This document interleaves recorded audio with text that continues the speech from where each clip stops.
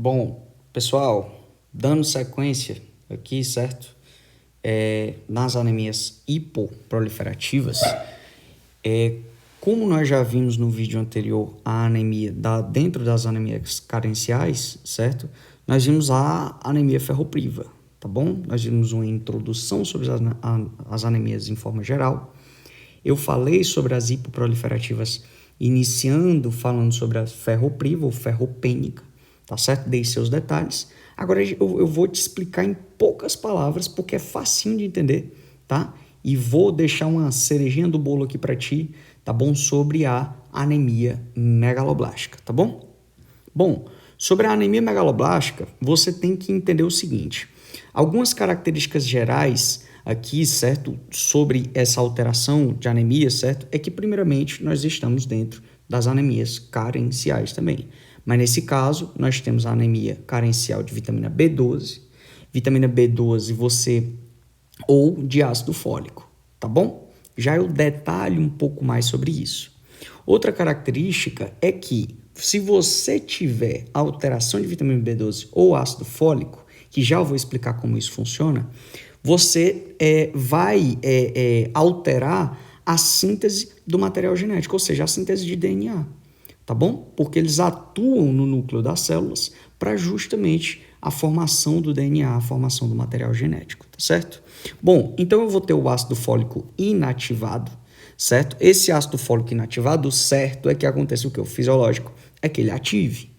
Para ele ativar, ele necessita do catalisador, que é a vitamina B12. A vitamina B12, veja bem, ela é uma catalisadora, ela acelera esse processo de ativação do ácido fólico inativo para ácido fólico ativado.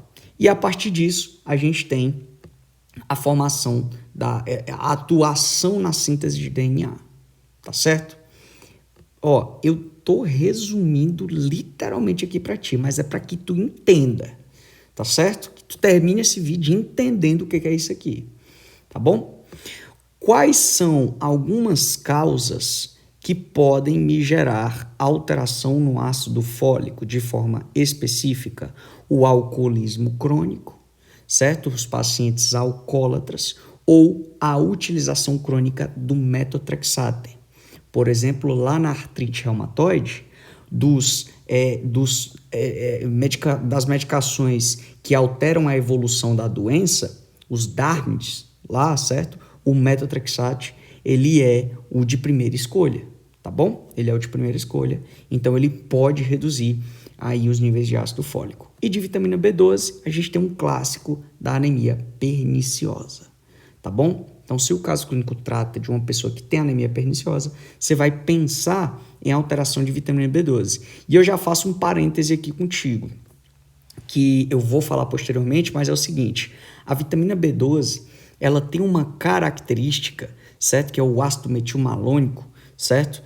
Que quando você tem alteração na vitamina B12, certo? Esse ácido ele começa a acumular, gerar alterações no sistema nervoso central, certo? Na baía de mielina, e aí, ou seja, neurotoxicidade, certo? E aí ela termina gerando alterações neurológicas no paciente. Então, uma grande característica na deficiência de vitamina B12 são alterações neurológicas. Aí o paciente chega com um quadro de anemia, uma anemia macrocítica, normocrômica, certo? Hipoproliferativa, e ele apresenta parésia, parestesia, certo?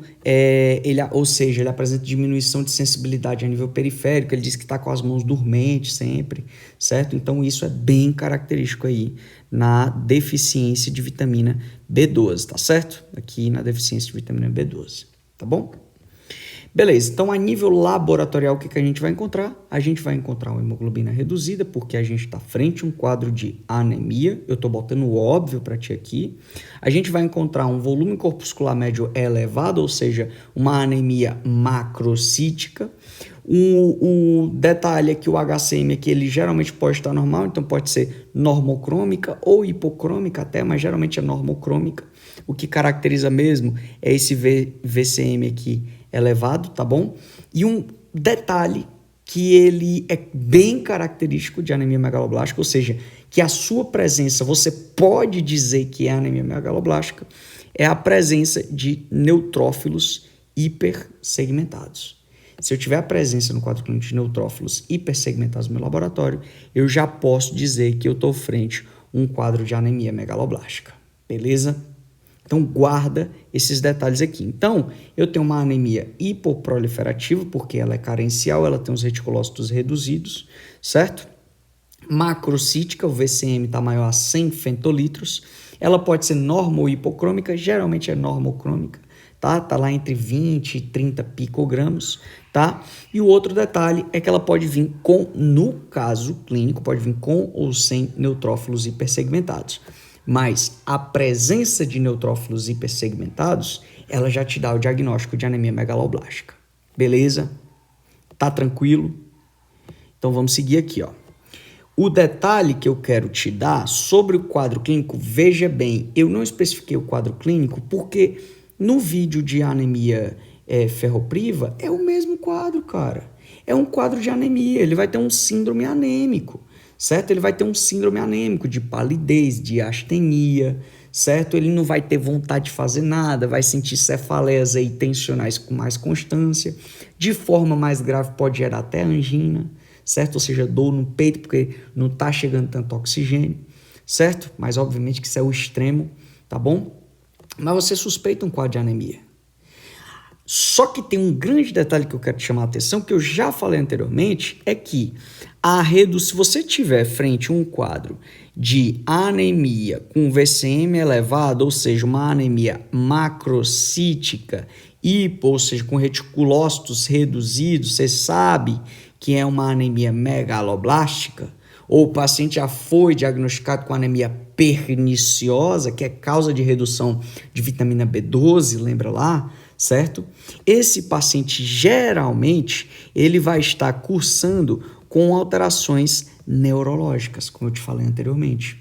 Então, no quadro clínico, vai dizer, são duas possibilidades. Ele já vai dizer a causa, ou seja, o paciente tem anemia perniciosa e está cursando com diminuição de sensibilidade periférica, por exemplo, certo? Ou ele pode te dar para você diagnosticar o quadro de anemia megaloblástica, ele te dá no hemograma dele uma hemoglobina reduzida, certo? Ele te dá um VCM elevado, ou seja, uma anemia macrocítica normocrômica, certo? Ele pode ou não te dar os neutrófilos hipersegmentados. Se ele te der, aí você já diz diretamente que é anemia megaloblástica, tá bom?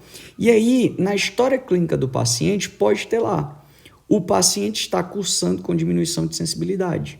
Ele toca as coisas e não sente bem, ele está sentindo dormência direto nas mãos, certo? E isso é característica de redução de vitamina B12, tá bom? Não duvida e marca a resposta correta aí.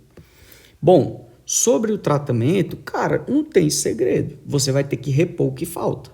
Se falta ácido fólico, eu tenho que repor ácido fólico. Se falta vitamina B12, eu tenho que repor vitamina B12. Da vitamina B12, o mais indicado é você a administração parenteral, administração intramuscular. E do ácido fólico, você pode utilizar via oral mesmo aí, de 1 a 5 miligramas por dia, tá bom? Pessoal, eu vou deixar um detalhe que é a cerejinha do bolo, que eu costumo dizer aqui, certo, para ti, que é esse resumão, que eu até acrescentei a anemia de doença crônica, certo? Então você pode ver, tira um print, fica com isso aqui para ti, guarda para ti, que isso aqui é o resumãozão que você vai precisar, certo? Na hora de ler uma questão. Botei até uns detalhes a mais aqui, tá bom? Então, galera, ó, obrigado, tá?